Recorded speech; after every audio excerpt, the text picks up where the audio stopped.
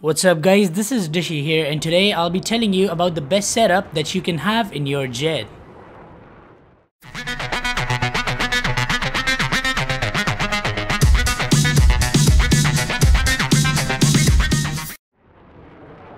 Alright guys, so here's the deal.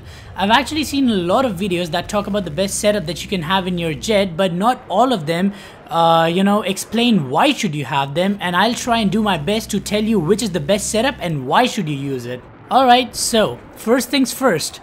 The best setup that you can have is air radar, rocket pods and ECM jammer. Now let me explain why should you use these three over the other components that are available for you to use. So, why should you use the air radar?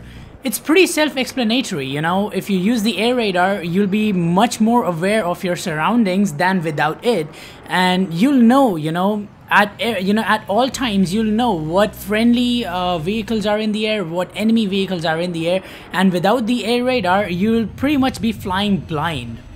Alright, so moving on to the rocket pods. Now before I start telling you why to use the rocket pods, let me first tell you something about the rocket pods just for the sake of information.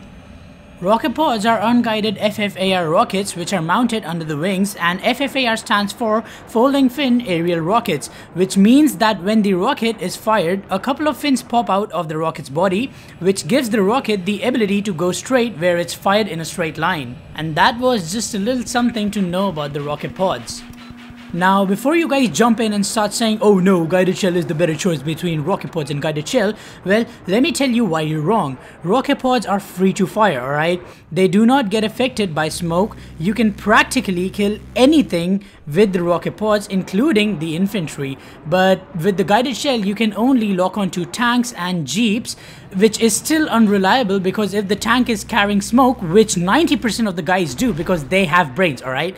You will not be able to kill it, and guided shell takes so long to actually reload that till the time you are ready to take the second shot on the tank smoke is reloaded itself, so guided shell is practically useless. Or if not completely useless, I'd still say rocket pods have more advantages over the guided shell.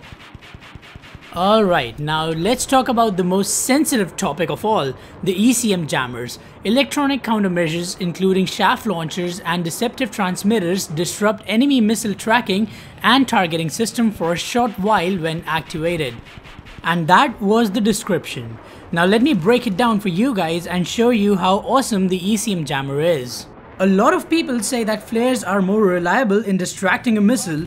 Well, that's completely true, alright? But what if you use flares to avoid one missile and a second missile is fired at you and you're still within the effective range? So, here's the deal guys. I'll explain why the ECM is better in points, alright? 1. The reload time for both flares and ECM is 10 seconds, but flares come and go in an instant, whereas ECM stays on for 5 seconds and then goes out, leaving only 5 seconds more to reload. 2. ECM will drop the lock on if you use it before the missile is fired, giving you time to escape the locking range. 3. If you're in a dogfight with an enemy who is using the air radar, using the ECM will make you go invisible to his radar for 5 seconds, giving you ample amount of time to maneuver your aircraft in a better position. Now let me show you how this can be practically used. What happens in this clip is that I deliberately come in front of an enemy jet who then obviously tries to follow me, and that's the time I spin out of his sights. Using the ECM jammer, I go invisible to his radar, giving him no clue of where I was. Then I kill him by pulling up on his 6 with ease.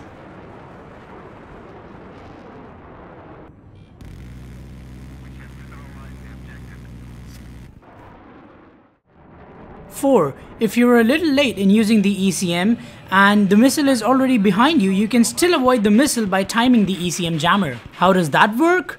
Well, as ECM jammer stays active for 5 seconds, and if you time that right and use the ECM jammer in the 5 seconds duration when the missile is about to hit you, the missile's tracking system will not be able to track you because of the ECM jammer, and that will result in the missile spinning out and exploding elsewhere. Now, I'm not quite sure about how many of you actually understood that, so let me explain it to you with a practical example.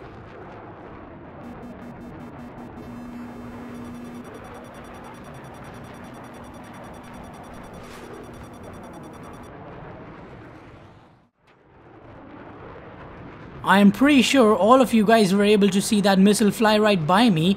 Well, that happened because I used my ECM when the missile was within that 5-second time span of hitting me. Now keep in mind guys, if you do the same thing against 2 missiles behind you, that is by an AA or a chopper, well 60% times 1 missile will hit you, but don't worry, that won't get you disabled, as that will just take you down to 53% health or 50, somewhere around that. So yeah, that shouldn't be a problem.